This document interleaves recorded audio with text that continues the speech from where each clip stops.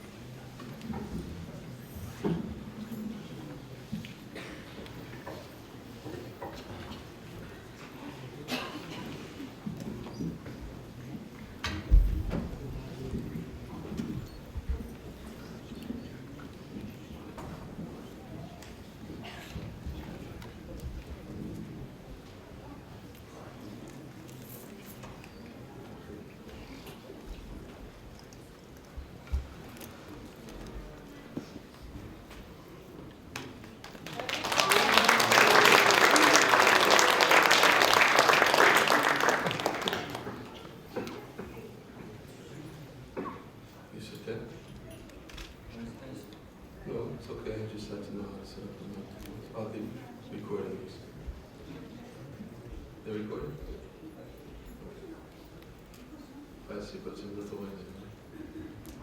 Okay.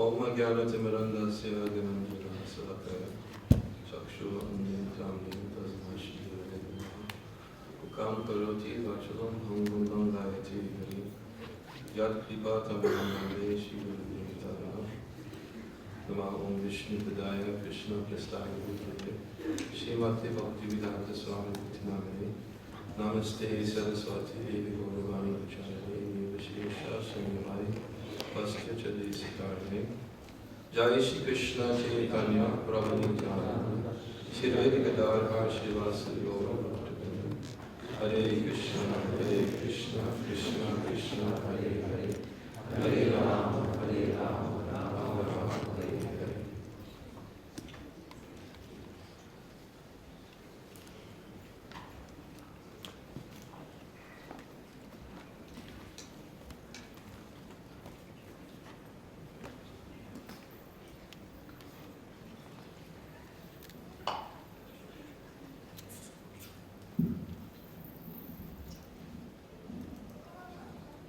So, last time I was here in summer, we were reading from Sri Bhakti-Loka. Mes kalbėjome vasaros festivalį apie Sri Bhakti-Loka. And I was introducing the topic of patience. Ir aš kalbėjau apie kantrybės temą.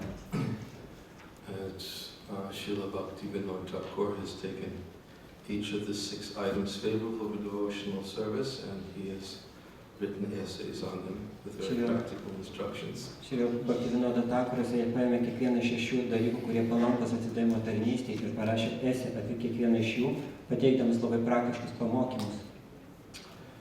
And I'm not going to discuss that topic today, patience. Aš nekalbėsiu šiandien apie kantrybės temą. Although we didn't finish it, nors mes ir nepabaigėm jos. I think we spoke about patience in relationship to tolerating the urge of the speak, and the demands of the mind. Ir mes taip pat kalbėjome apie kantrybę ryšiams su kalbėjimo poreikiais ir proto poreikiais.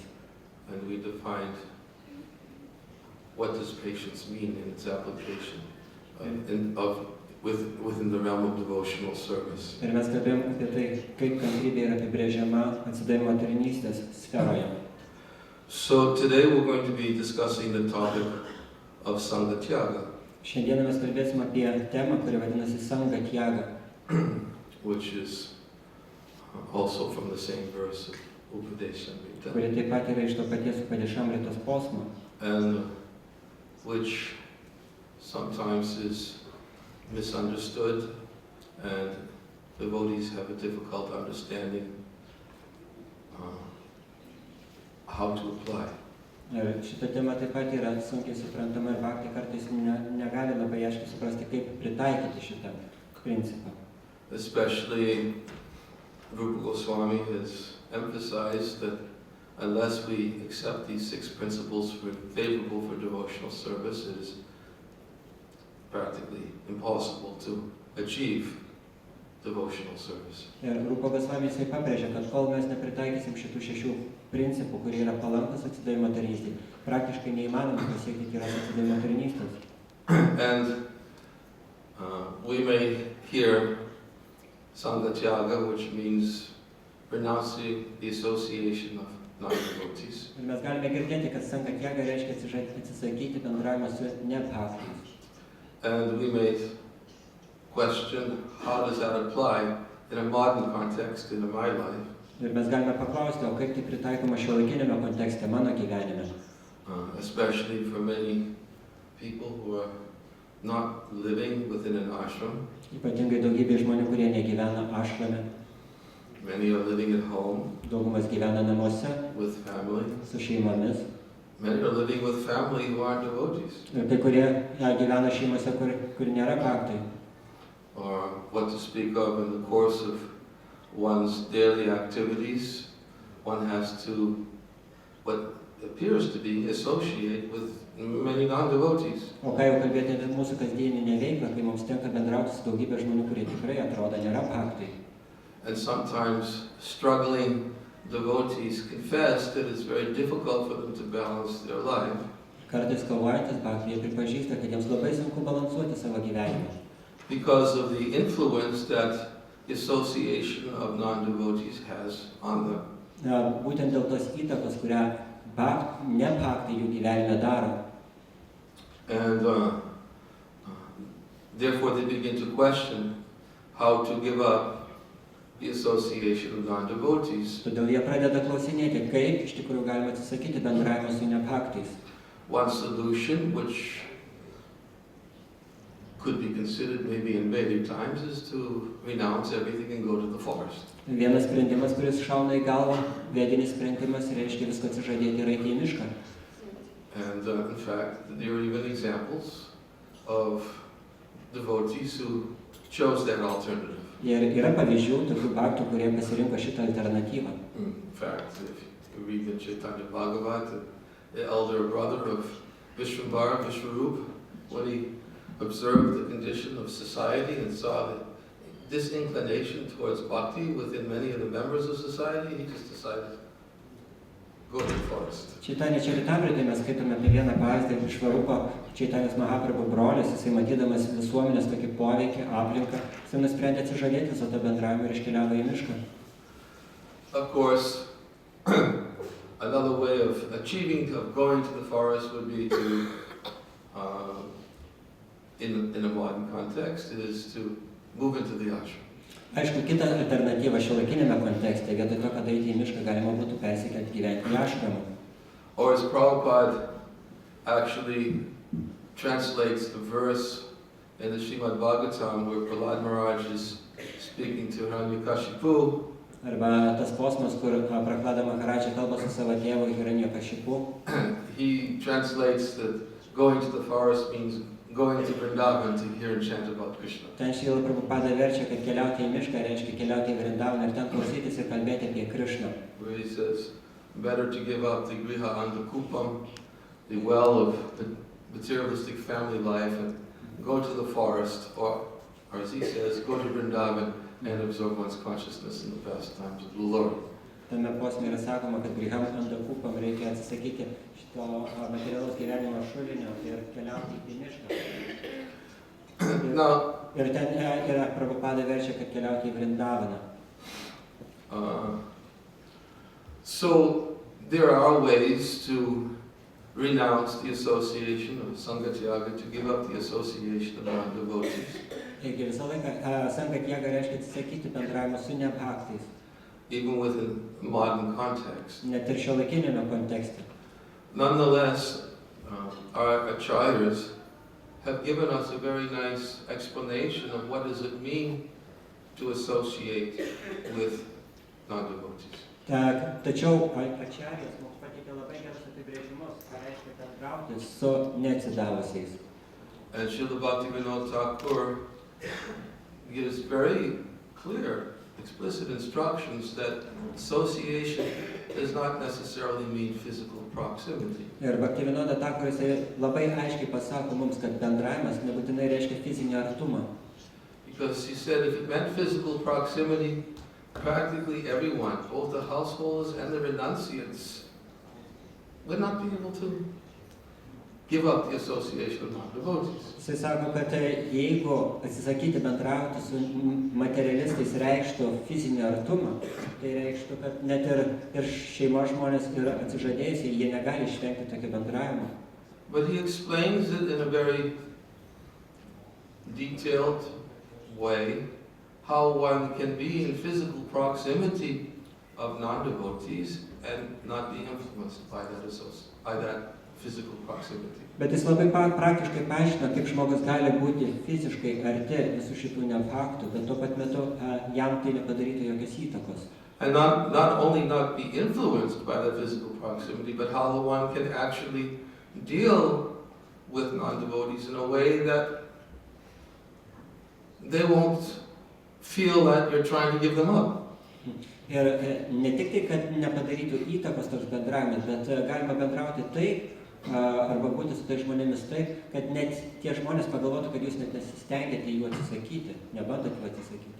Now that comes a little bit later when we describe those details. Ir tai bus truputį vėliau, kai aprašysime detaliai. And probably what will happen is that we'll begin the topic today, and then I think the next time we're supposed to speak on this topic is probably Sunday. Huh? Reiškia, mes pradėsime apie tai kalbėti šiandieną, o kitą kartą jau kalbėsime apie tai sekmadienį. And on Sunday we'll continue with the topic if necessary, and we'll get into more of those details that we're discussing. Sekmadienį mes kalbėsim toliau apie tai, jeigu bus reikalinga, ir galėsime pateikti daugiau detalių. Nonetheless, today we will begin by reading. I'm going to be selectively reading also. I'm not going to read everything, because if I do, it'll be too much, and we'll never really be able to grasp the essence of the topic. Taigi mes skaitysime iš tikrųjų pasirinktinai atskiras citatas, nes jeigu skaitytume viską, būtų per daug ir mes negalėtume pagauti viso bendro vaizdo. So although I will be selectively reading, ir nors aš skaitysiu pasirinktinai, it's not because I'm reading because I have a certain agenda and I just want to get my agenda fulfilled. Vis dėlto nėra taip, kad aš pats sąmoningai išrinkau kažkokius tai posmus tam, kad pateikčiau savo požiūrį. Sometimes people read selectively because they want to extract that which justifies what they want to do, or what they want to accomplish, and they leave out the part that may be damaging. Ir kartais žmonės skaito pasirinktinai kažkokias tai citatas tam, kad galėtų patvirtinti tai, ką jie nori daryti, tai, ką jie planuoja veikti, ir atsisako tų ištraukų, kurios galėtų pažeisti jų šitą požiūrį, jų nuomonę. For instance, I'll give you an example, a very real example. Aš jums pateiksiu labai praktišką pavyzdį. Srila Bhaktivinoda Thakur describes that there are different types of sangha. Srila Bhaktivinoda Thakur aprašo, kad yra įvairių rūšių sanga. He says association and attachment. Jisai sako bendravimas ir prisirišimas. And he says there are two types of association.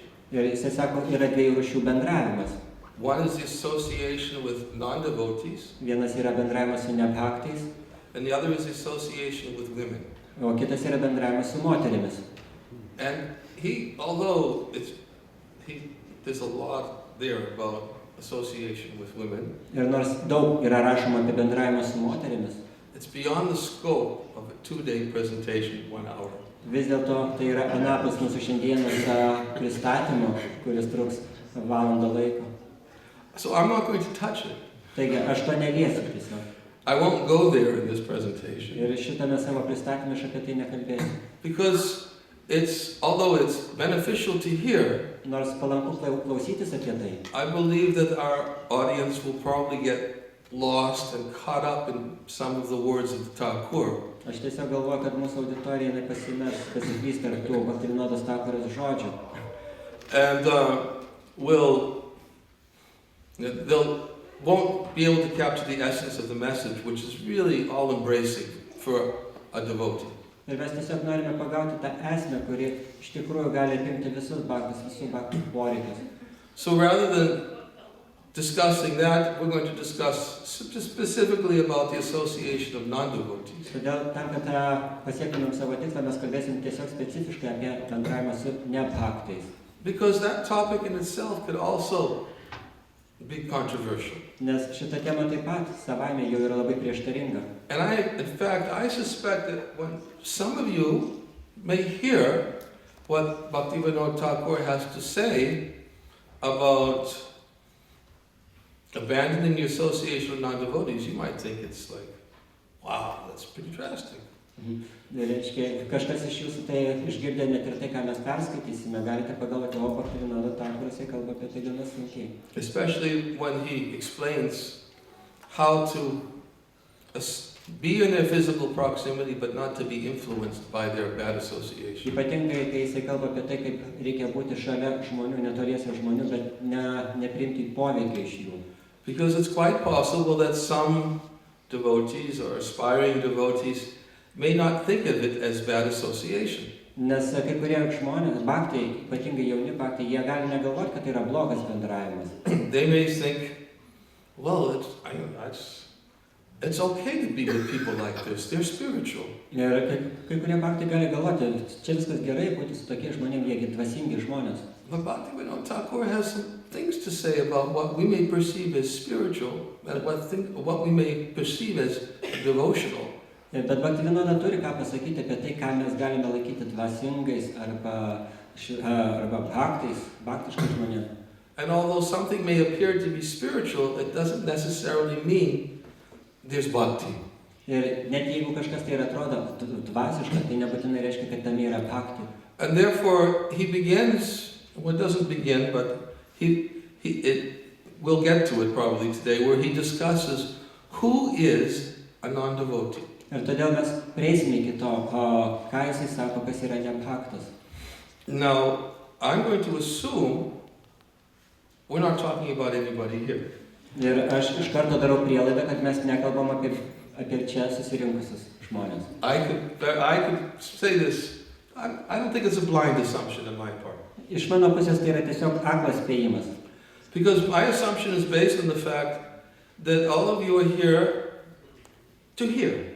Dėl to, kad mano prielaida yra tokia, kad visi, kurie susirinko čia, esate susirinkę tam, kad klausytis. And it's obvious that you didn't come here to hear Gramya Katha. Ir faktas, kad jūs susirinko čia klausytis ne Gramya Katha. You didn't come to hear mundane topics. Jūs nesusirinko čia klausytis pasaulietinių pokalbių. You came here to hear topics which are beneficial for advancing in devotional service. Jūs susirinkote klausytis čia pokalbių, kurie yra palankus dvasiniam tobulėjimui. Which are beneficial for increasing our attachment to devotees, kurie palankus prisirišimui prie bhaktų, to the Supreme Lord, prie to the Holy aukščiausiojo Name of the Lord. viešpaties, prie švento vardo. So, Srila Bhaktivinoda Thakur, as we explained last time, we were here that this book, Shri Bhakti Loka, specifically is addressed to sadhakas. Mes kalbėjome anksčiau, šita knyga Bhakti Loka, kurią parašė Srila Bhaktivinoda, yra specifiškai skirta sadhakoms.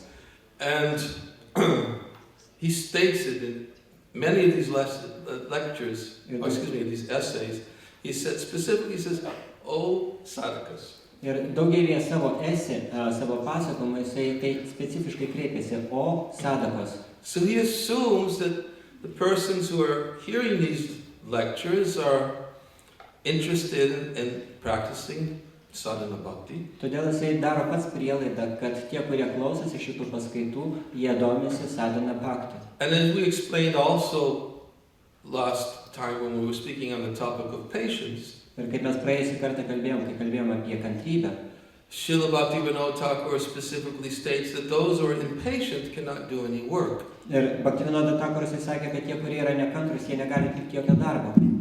And we explained that the definition of work, according to Srila Bhaktivinoda Thakur, in his presentation on patience, means not going to work Ir, at a 9-to-5 job.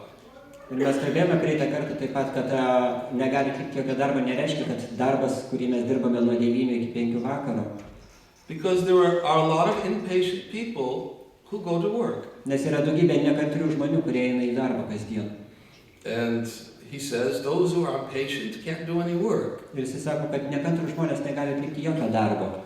So he's not talking about going and doing, punching the clock and sitting down at our desk or doing physical labor. Taigi jisai nekalba apie tos žmonės, kurie žiūri visą laiką į laikrodį, sėdi prie savo stalo ofise ir daro kitus dalykus. The work he's talking about is internal work. Darbas, apie kurį jisai kalba, yra vidinis darbas. And therefore he says those who are impatient can't do any internal work. Ir todėl jisai sako, kad tie, kurie neturi kantrybės, jie negali atlikti vidinio darbo. So internal work is another type of work. Ir vidinis darbas yra kita darbo forma. And it can also be hard labor. Ir tai taip pat gali būti sunkus darbas. It's not, doesn't so eat the fruit of our internal work doesn't so quickly manifest. Ir mūsų vidinio darbo vaisius, jisai nepasireiškia taip greitai. One has to be patient, Reikia būti kantriam, enthusiastic, entuziastingam endeavor with confidence. ir elgtis su entuziazmu. These are the things that Srila Rupa Goswami speaks about, which are favorable for devotional service. Ir būtent apie tos dalykus kalba Rupa Goswami, kai kalba apie tai, kas palanku atsidavimui. Follow the rules and regulations, Visos taisyklės yra apribojimai, abandon the association of non-devotees. atsisakyti bendravimą su nebhaktais. This is what he says of the activities favorable for doing internal work, which ultimately means cleansing the heart and making the heart and the mind a place where Krishna can fully manifest himself. Apie tokį darbą kalba Bhaktivinoda Thakur, tai yra Rupa Gosvamis, kai jisai sako, kad tas darbas yra išvalyti savo širdį ir paruošti vietą tam, kad ten galėtų apsigyventi aukščiausias viešpats. So, therefore, when he addresses his audience, his reading audience, and says, "Oh, sadhakas," he's specifically speaking about those practitioners of bhakti yoga who are doing internal work on purifying their heart. Taigi, kai jisai klausosi, kreipiasi į savo klausytojus, sakydamas, o sadakas, jisai turi omeny, kad tai yra tie žmonės, kurie praktikuoja sadhana bhakti, atlikdami vidinį darbą. By engaging in sadhana, Užsiimdami sadhana, which includes, of course, hearing and chanting Į about kurią the taip pat Supreme Lord. įeina kalbėti ir klausytis apie aukščiausią viešpatį. Hearing, chanting, remembering, worshipping, serving the lotus feet. Tai yra klausytis, kalbėti, atsiminti, garbinti lotosinės pėdas. All of these activities are favorable for devotional service to the Lord. Visa šita veikla yra labai palanki pasiaukojimo tarnystėje aukščiausiam viešpačiui. So, with that introduction, we'll begin selectively reading about what is association. Taigi po tokio pristatymo mes pradėsime pasirinktinai skaityti apie tai, kas yra bendravimas. And how to, and the dangers of bad association. Ir taip pat kalbėsime apie blogo bendravimo pavojus.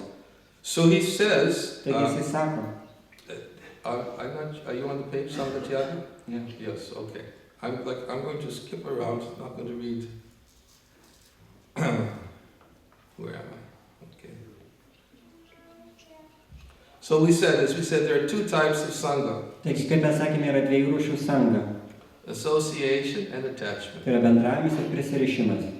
Association is of two types. Bendravimas yra dviejų tipų. With non-devotees and with women. Su neatsidavusiais ir su moterimis.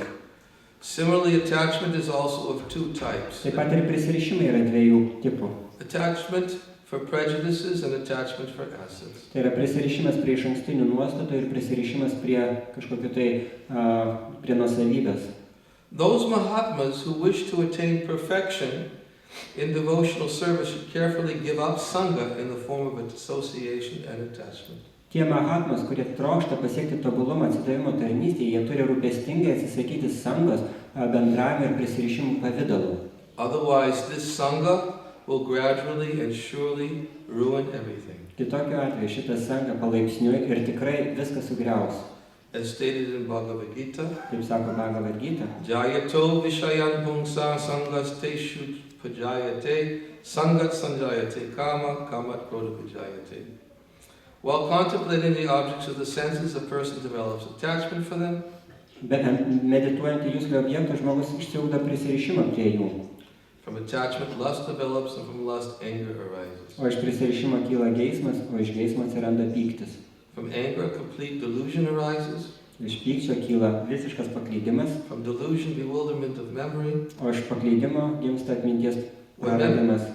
When memory is bewildered, intelligence is lost. Kai dingsta atmintis, tada sunaikinamas intelektas. And when intelligence is lost, one falls down again into the material pool. O kai žmogus praranda intelektą, jisai vėl puola į materialią egzistenciją.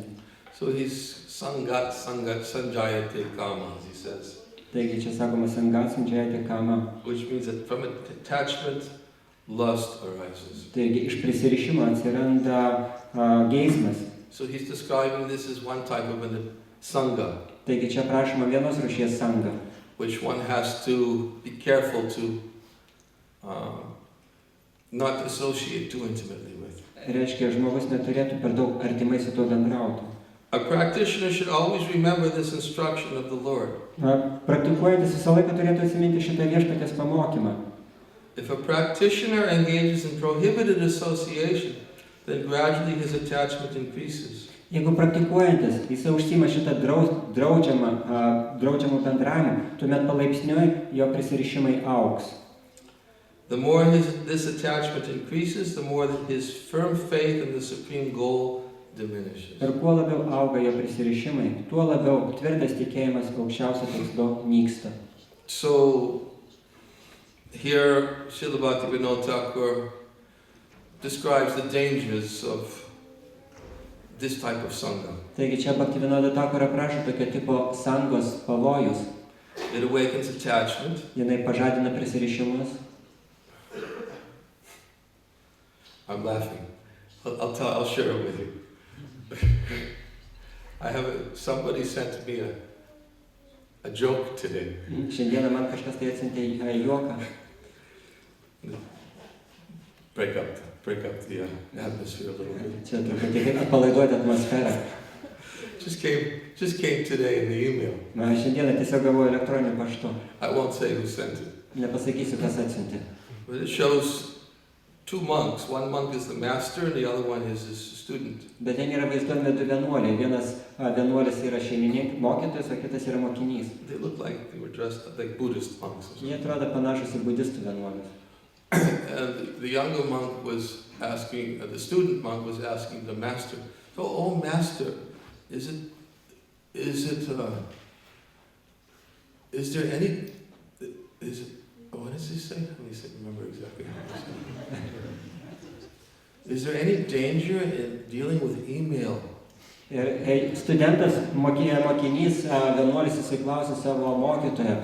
O mokytojo, ar yra kažkoks tai pavojus turėti reikalus elektroniniu paštu? In the progress of our spiritual pursuits. Tai yra mūsų dvasiniams siekiams, ar yra kažkoks pavojus? And the teacher says, Ir mokytojas sako, there's no danger as long as there's no attachment. nėra jokio pavojus, kol nėra priedų, prikabintų failų.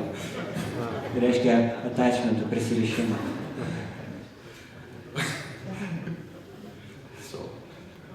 There's no danger as long as there's no attachment. Nėra jokio pavojaus, kol nėra prisirišimo. Remember that when you're dealing with your email. Jo, atsiminkite šitą dalyką, kai turėsit reikalus su elektroniniu paštu, kol nėra priedų. So, here Bhaktivinoda Thakur says, Taigi čia Bhaktivinoda Thakur sako, the more this attachment increases, the more his firm faith in the supreme goal diminishes. kuo labiau auga mūsų prisirišimai, tuo labiau vyksta mūsų tvirtas tikėjimas aukščiausiu tikslu. So, we can understand very simply that this is the explanation of the verse just quoted from Bhagavad Gita. Mes galime suprasti, kad čia yra tiesiog paaiškinimas posmui, kuris pacituotas iš Bhagavad Gitos. That by contemplating the objects of the senses, a person develops attachment. Kad medituojant į juslį objektų žmogus išsiugdo prisirišimą. And then from attachment comes lust. O iš prisirišimo kyla geismas. From lust, anger. Iš geismo pyktis. Delusion. Paklydimas. Bewildered memory. Atmintis prarandama. Intelligence is lost. Ir pametamas intelektas. One falls into the material whirlpool. Ir tada žmogus pakliūna į materialios egzistencijos sūkurį. This all comes by contemplation of the objects of the senses. The more one, its attachment increases for that which is material. Tai visa tai kyla iš meditavimo į juslio objektus, kontempliuoti juslio objektus, kuo daugiau auga mūsų prisirišimas. Then what is the consequence? Ir kokia yra pasiekmė? The more his firm faith in the supreme goal diminishes. Tuo labiau mažėja, nyksta jo tikėjimas aukščiausiu tikslu. This is the consequence. Tokia yra pasiekmė. We may at one time or other feel like, well, I have very strong faith. Kažkurio momentu mes galime pajausti, kad mes turime tvirtą tikėjimą.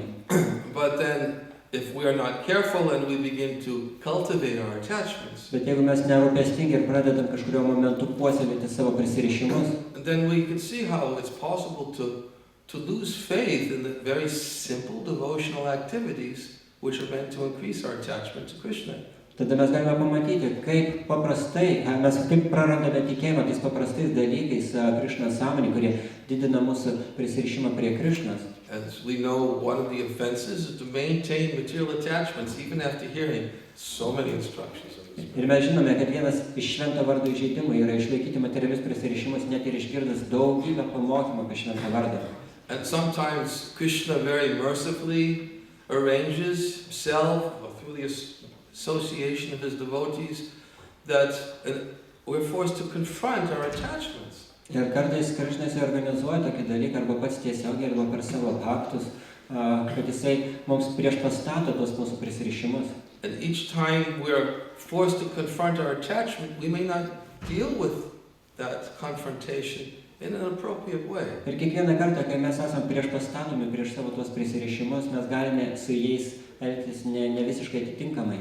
Especially if we start becoming offensive. Ypatingai, jeigu mes pradedam įžeidinėti kitus. Rather than looking at the attachment within my own heart as the obstacle, we begin to look for fault in others or in the process. Vietoj to, kad pamatytumėm, kaip tie prisirišimai yra kliūtis mūsų pačių širdyje, mes pradedam ieškoti trūkumų kituose.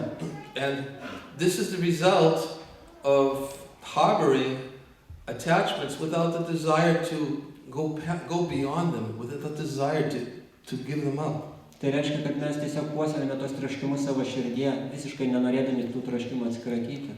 We become very fearful of losing them. Mes pradedam bijoti atsikratyti savo prisirišimų, prarasti tuos prisirišimus. In our fear of losing them, we begin to protect them. Ir tada bijodami prarasti tuos savo prisirišimus, pradedam juos saugoti. So, as we understand, everything can be dovetailed for the service of the Lord. Mes suprantame, kad viską reikia nukreipti tarnauti Krišnai, viešpačiai. And to give up attachments is not an immediate process. Ir atsikratyti prisirišimų nėra iškart staigus procesas. Purification is required. Reikalingas apsivalymas.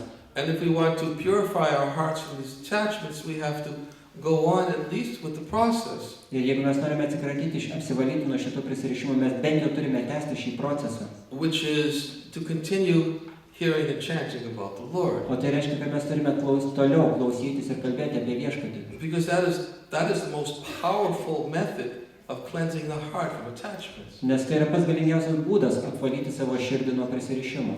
Both hearing and chanting of the Lord and serving devotees who are free from attachments. Tai yra klausytis ir kalbėti apie viešpatį ir tarnauti tiems baktams, kurie neturi tokių prisirišimų.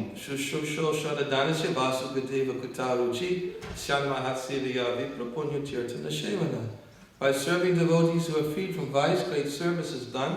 By such service one develops an affinity for hearing and chanting about Krishna. Taigi, atliekant tarnystę tyriems baktams, kurie neturi jokių trūkumų, yra atliekama didžiausia tarnystė. Ir klausantis ir iš tokio atsidavusio žmogus gauna tvirtą prisirišimą prie viešpaties. And therefore, as we discussed on the last time, we hear about those who are impatient, sometimes after prolonged sadhana.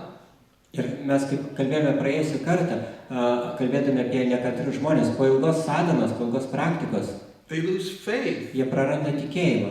And they give it up. Ir jie atsisako akti. That's what happens. Štai kas atsitinka. And then, of course, both Bhaktivinoda Thakur and Srila Vishwanath Chakravarti Thakur explains in Madhurya Kandambini as what happens if one loses the mercy of the holy name of the Lord and can no longer even chant or hear about the Lord. Ir Vishwanath Chakravarti Thakur savo knygoje Madhurya Kandambini aiškina, kas atsitinka su žmogum, kuris praranda tokį tikėjimą. Jis sako, kad toks žmogus nebegali kartoti, nebegali klausytis apie viešpatį. Nonetheless, the point is to the degree that we associate Sangha, associate with our attachments, to that degree our faith in the ultimate goal will go down. Taigi, galiausiai vis dėlto tai išvada yra tokia, kad kuo daugiau mes bendravome su savo prisirišimais, tuo labiau mūsų tvirtas tikėjimas aukščiausių tikslų jisai nyksta. And therefore, until one's attachments have been spiritualized, ir todėl, tol kol mūsų prisirišimai nėra sudvasinami, until one actually becomes attached to Krishna and his devotees, kol mes netapsim prisirišusiais prie Krišnos ir prie bhaktų, until one becomes attached to hearing and chanting about the Lord, kol mes nebūsim prisirišę klausytis ir kalbėti apie viešpatį, one has to protect mums reikia his saugoti devotional creeper. savo atsidavimo augalėlį. By the mercy of the guardians of devotional service, they help to protect our devotional creepers. Ir mums reikia saugoti šitą augalėlį sodininkų, atsidavimo tarnystės sodininkų pagalba, kurie padeda apsaugoti mums šitą atsidavimo augalėlį. As we oftentimes give the example that Bhaktivinoda Thakur gives in his Bhakti Tattva Viveka. Mes dažnai pateikime pavyzdį, kurį Bhaktivinoda Thakur pateikė savo Bhakti Tattva Vivekoje. He says that the awakening of faith or Shraddha is like the birth of a newborn baby girl. Jis sako, kad šraddha arba tikėjimo pabudimas yra panašus į mergaitės, naujagimės mergaitės gimimą. And when the newborn baby girl appears, then the parents, the mother, has to be very careful to protect the child. Kai gimsta maža mergaitė, tėvai turi būti labai atidūs, kad apsaugotų savo dukrą. From dangerous creatures, nuo pavojingų gyvių, from heat and cold, severe heat and severe cold, nuo didelio karščio arba šalčio, from hunger and thirst. nuo alkio ir troškulio. And at the same time, the mother always carefully nourishes the child so the child can grow healthy and strong. Ir tuo pat metu motina turi pastoviai maitinti savo vaiką, kad vaikas augtų stiprus ir sveikas. Because when the child grows healthy and strong, then they get the strength themselves to be able to deal with these bad influences. Todėl, kad jeigu vaikas augs stiprus ir sveikas, jisai turės jėgų pats apsiginti nuo visų tų blogų įtakų. So he says that this Shraddha or faith is just like this newborn baby girl. Ir todėl jisai sako, kad šitas šraddha tikėjimas yra kaip ką tik tai gimusi mergaitė. And Shraddha needs to be protected Šradą reikia saugoti. by the guardians of devotional service, Ją turi saugoti atsidavimo tarnystės sergėtojai globėjai, who are supposed to protect those fragile sprouts of bhakti from the influence of karma and jnana. kurie turi saugoti šitos bhakti ūglius nuo karmos ir gyanos įtakos. Because Bhukti Mukti Sprihayavat Pishachi Hridivartate is explained that these are two witches which haunt one like a ghost. Kadangi yra aiškinama, kad tai yra dvi raganos, kurios yra tarsi vaiduokliai apsėdantis. Bhukti, which is the desire for sense enjoyment to its ultimate degree. Bhukti tai reiškia juslinių malonumų siekimas aukščiausių laipsnių. Mukti, which is the desire for liberation, freedom from all suffering. O mukti tai reiškia troškimas išsivaduoti iš visų kančių. By the impersonal approach of by jnani. Tai yra impersonalių požiūrių, impersonalių kelių arba jnanos kelių. Rupa Goswami says these bhukti, mukti, spriha, yada, pishachi, hiti, vartate, they're like two witches which will haunt one like a ghost. Ir Rupa Goswami sako, kad šitas bhukti ir mukti yra tarsi dvi raganos, kurios apsėda širdį kaip vaiduokliai. I don't know if you've ever contacted somebody who's been really haunted. Aš nežinau, ar kada nors teko jam kam nors sutikti žmogų, kuris tikrai buvo apsėstas vaiduokliu. But when somebody is really haunted, Bet kai kažkas yra tikrai apsėstas vaiduokliu, the word that is used in English is they're possessed. Yra angliškas žodis lietuviškas apsėstas. Same? Yes? Not same, but Close to it. yeah, Possessed. In other apsėstas. words, they're not in control. Kitais žodžiais tariant, jie visiškai nekontroliuoja situacijos. They are possessed by somebody else. Juos kažkas tai apsėda, kitas. And bhukti and mukti are like two witches which haunt one like a ghost. Ir bhukti ir mukti yra dvi raganos, kurios apsėda mus kaip vaiduokliai. You become possessed. Ir jūs jau apsėsti. And Rupa Goswami says as long as these two witches are there in the heart, Ir Rupa Goswami sako, kol šitas dvi raganos yra širdyje, one will never be able to understand or taste jis niekada any negali bliss of devotional service. pajausti ar suprasti jokios palaimos kylančios iš atsidavimo tarnystės. It won't manifest. Tiesiog neapsireikš. Therefore, the heart, of course, has to be protected from these influences. Todėl širdį reikia apsaugoti nuo šitų įtakų.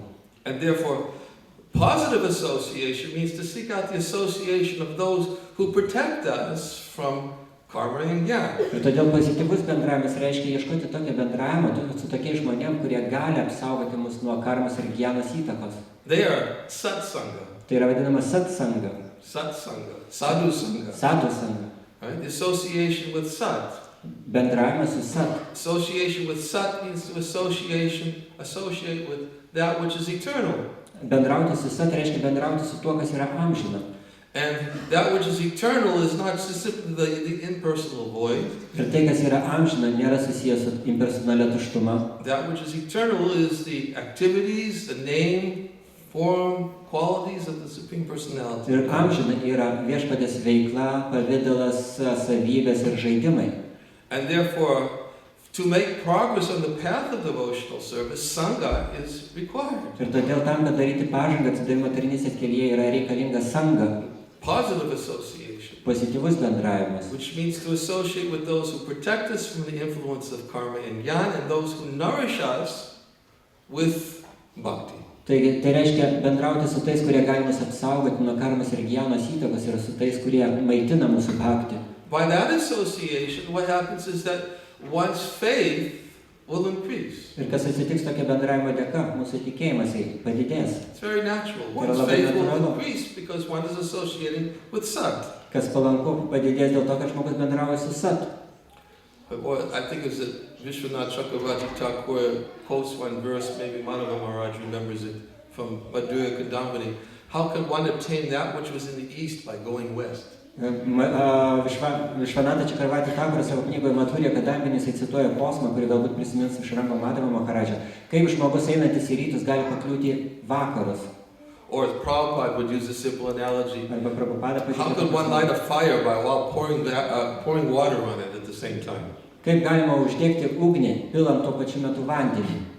In other words, it's completely contradictory. Kitais žodžiais tariant, yra visiškai prieštaringa. If we want to advance in spiritual life, Jeigu mes norime tobulėti dvasiniam gyvenime, we have to restrict ourselves from certain tendencies. mums reikia priboti savyje tam tikras tendencijas. And we should know what these dangerous creatures are. Ir mums reikia žinoti, kas yra šitie pavojingi gyviai. What is the hunger and thirst, and what is the severe heat and cold. Kas yra šitas šaltis ir karštis, kas yra alkis ir troškulys. So that we can see it and say, okay, I need to avoid that. Kad mes galėtume pamatyti ir pasakyti, gerai, man reikia to vengti. Although sometimes devotees have this tendency, they like to flirt with Maya. Nors kartais bhaktai turi tokį polinkį, jie nori flirtuoti su Maja. It's okay to flirt just a little bit. I'll be protected. Jie sako, kad truputį flirtuoti yra gerai, mane tiesiog vis tiek apsaugos. But it has its dangers if one is not careful in his power of discrimination. Jeigu žmogus neturi labai didelės gebėjimas skirti, jisai turėtų būti labai atsargus. So, of course, as we know, both are required to restrict from bad association, but also to keep good association. Taigi, abu du dalykai yra reikalingi - apriboti savo blogą bendravimą, blogą įtaką ir taip pat metu palaikyti savo gerą bendravimą. And I believe the verses that I guess must have been Bhakti Chaitanya Maharaj picked for Srimad Bhagavatam class, which he spoke from this morning, specifically elaborate on the topic about the beauty of good association. Ir aš manau, kad Bhakti Chaitanya Maharaj kaip tik parinko savo posmą Srimad Bhagavatam apie gero bendravimo grožį. So one has to be careful. Taigi reikia būti atsargiam. And specifically we're going to lead into the topic gradually Ir po truputį mes eisime į tą temą. Sunday. Rytoj, sekmadienį. What does it mean to be in the association of non-devotees? Ką reiškia bendrauti su neatsidavusiais? So before we get there, first we have to find out what is a non-devotee. Taigi, iki tol, kol mes tenai pakliūsim, mums reikia sužinoti, ką reiškia neatsidavęs. Who is a non-devotee? Kas yra neatsidavęs?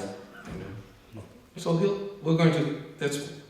first we will consider the association of non-devotees. Who is a non-devotee? Taigi, pirmiausia, mes pagalvosim, ką reiškia bendravimas su neatsidavusiais. Kas yra neatsidavęs? So, those who are not subordinate to the Lord are called non-devotees. Tie, kurie nepaklūsta viešpačiui, yra vadinami neatsidavusiais. I've kind of skipped ahead. Have you got it? Yeah. You got it, okay. The Gyanis are never subordinate to the Lord. Gyaniai niekada nepasiduoda viešpačiui. They think they can become one with the Lord on the strength of their knowledge. Jie galvoja, kad jie gali tapti vieną su viešpačiu savo žinojimo dėka. They think, quote, Jnana is the topmost object. Jie galvoja, kad jnana yra aukščiausias objektas. The Lord cannot keep one who attains jnana under his control. Viešpats, jis negali sulaikyti žmogaus, kuris pasiekė jnaną, jis negali jo suvaldyti. The Lord became supreme by the strength of this jnana. Ir viešpats tapo aukščiausiu savo jnanos dėka. And I too will become supreme. Ir aš taip pat tapsiu aukščiausiu. So this is a little bit introduction to the mentality of a jnani. Čia yra truputį toks įvadas į jnanio mentalitetą. A jnani is somebody who thinks that his knowledge is obtained by jnana.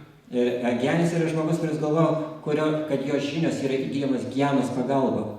Is so powerful. Ir kad tai yra toks galingas metodas, tos žinios. Because it is not different than the knowledge which even the Lord achieved by jnana.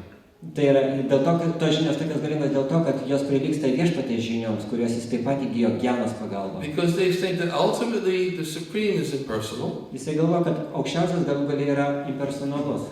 And therefore they think that by this method of jnana, Ir jie galvoja, kad jnanos metodu they will achieve the same reality jie pasieks as the tokią pat supreme. realybę kaip ir aukščiausiasis. They will become one with the supreme. Jie taps viena su aukščiausiu. So they think that on the strength of my jnana, I will also become supreme. Ir todėl jie galvoja, kad savo jnanos dėka aš taip pat tapsiu aukščiausiu. Therefore, all the endeavors of the jnanis are to become independent of the Lord. Todėl visas gyvenio pastangos yra tapti nepriklausomais nuo viešpaties. The Lord's power does not act on one who achieves liberation, Viešpaties galia neveikia to, kuris pasiekia išsivadavimą. which is attained by jnana. Tai yra, kuri pasiekime jnanos pagalba. This is the attempt of the jnanis. Toks yra gyvenio bandymas. The jnanis and mundane scholars do not depend on the mercy of the Lord. Gyveniai ir pasauliečiai mokslininkai, jie nepriklauso nuo viešpaties malonės. They try to achieve everything on the strength of their knowledge and reasoning. Jie bando viską pasiekti savo žinių ir savo mąstymo dėka. And here's the important point. Ir čia yra labai svarbus momentas. They do not care for the Lord's mercy. Jiems nerūpi viešpaties malonė. Why do I need mercy? Kam man reikalinga malonė? That's what they think. Štai ką jie They don't galvoja. care for the Lord. They think by my own strength. Jiems nereikia viešpaties malonės, jie galvoja, kad mano savo paties jėgomis. by the strength of my intelligence, my capacity for reasoning, Savo mąstymo dėka, savo intelekto dėka aš pats I will detach myself from this physical world. Aš prisirišu prie šito materialaus pasaulio. I will become liberated. Aš atsiribosiu nuo šito materialaus pasaulio, aš išsivaduosiu. I will be on an equal platform as the Supreme. Aš būsiu tam pačiam lygiai kaip aukščiausias. And therefore they think that because of their own ability Ir todėl jie galvoja, kad savo pačių to sugebėjimais, achieve the Supreme on their own strength, kad savo jėgomis jie galės pasiekti aukščiausiai. I neither need the Lord Man nereikalingas tam nei viešpats and I don't need any mercy. ir man jokia malonė nereikalinga. Which of course is the exact antithesis of a devotee. Ir iš tikrųjų tai yra visiška priešingybė paktui. A devotee is one who's always exclusively dependent on the mercy of Tai yra paktas yra tas, kuris išimtinai ir visada priklausomas nuo viešpatės malonės. The devotee never thinks he achieves success by his own efforts. Ir paktas niekada negalvoja, kad gali pasiekti sėkmę savo pastangomis. He endeavors. Jisai stengiasi, He always endeavors. jis visą laiką stengiasi. But what is he endeavoring for? Bet ko jisai stengiasi? He's endeavoring to get the Lord's mercy. Jisai stengiasi gauti viešpatės malonę. He's endeavoring to get the mercy of the Lord's devotees. Jis nori gauti viešpatės paktų malonę. Because he knows without that mercy, Nežino, kad be šitos malonės I can never overcome the stringent laws of material nature. aš niekada neįveiksiu griežtų materialios gamtos dėsnių. And therefore Krishna himself confirms. Ir tai patvirtina pats Krišna. Yogi nama pisavesha mangati natharatmana sharavam satvajate yomam same yuktatmo mata. So all yogis, one who abides in me in great faith, Tas iš visų jogų, tas, kuris visą laiką gyvena manyje su dideliu tikėjimu, worshiping me in devotional service, garbina mane su pasiaukojimu. he's most intimately connected with me in yoga. Jisai artimiausias susijęs su manim jogos ryšiais. He's the highest yogi. Jisai aukščiausias jogas. Why is he the highest yogi? Kodėl jisai aukščiausias jogas? Because he has the Lord under his control. Nes jisai valdo, jis kontroliuoja viešpatį. His senses are completely under control. Jo justas visiškai kontroliuojamas. Prabhupada used to quote that verse, Kaivaya Narakayate, Tridasa Pudakasha Pushpayate. Prabhupadas cituodavo šitą posmą, kai valė He says, Narakaitė. for anyone who has achieved the mercy of Lord Chaitanya, Kiekvienas, kuris gavo viešpatės Čaitanės malonę. and Maharaj quoted the verse this morning, didn't he? Yes. Yes. That Kaivalya becomes, impersonal liberation becomes like hell. Jiems, tokiems žmonėms, kai valė arba impersonalus išsivadavimas pasidaro panašus į pragarą. And the venomous serpents of the senses become like serpents with broken fangs. Ir šitas nuodingos juslių gyvatės, jos tampa tarsi gyvatės su išdaužytais dantimis. They no longer have any poisonous effect. Ir jos jau nebeturi nuodingo poveikio. Vishwampurna Sukayate, the whole universe becomes joyful. Ir visa ta tampa džiaugsminga. And the positions of the demigods, they become like insignificant insects. Ir aukščiausio pusdievių padėtis jinai pasidaro nereikšminga kaip vabzdžių. And the pleasures of the heavenly planets, they become like phantasmagoria. O rojinių planetų malonumai pasidaro panašus į fantasmagoriją. How is that achieved? Kaip tai pasiekiama? One merciful glance of Lord Chaitanya. Tiesiog vienas maloningas viešpatės Čaitanijos žvilgsnis. Just one merciful glance of Lord Chaitanya. Vienas Renders all vienintelis of that so viešpatės insignificant. Čaitanijos žvilgsnis ir visa tai pasidarys nebereikšminga. That is the devotee. Tai yra baktas. The devotee knows that the greatest attainment, the greatest achievement, the perfection Baktas žino, kad is to get Krishna's mercy. didžiausias pasiekimas gyvenime, didžiausias laimėjimas yra gauti Krišnos malonę.